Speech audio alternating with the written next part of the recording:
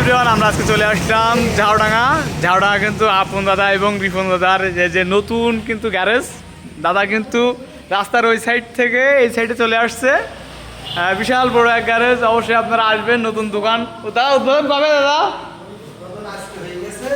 উদ্বোধন জুতো বাইরে উঠে কিছু বলো দাদা, উদ্বোধন কিন্তু হয়ে গেছে। এরকম দোকান নালি হয়, ছোট দোকান চলে।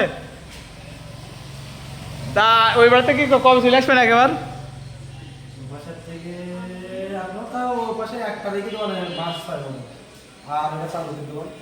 চালু কি কালকেতে? বন্ধুরা কেমন হয়েছে অবশ্যই কমেন্টে জানাবেন।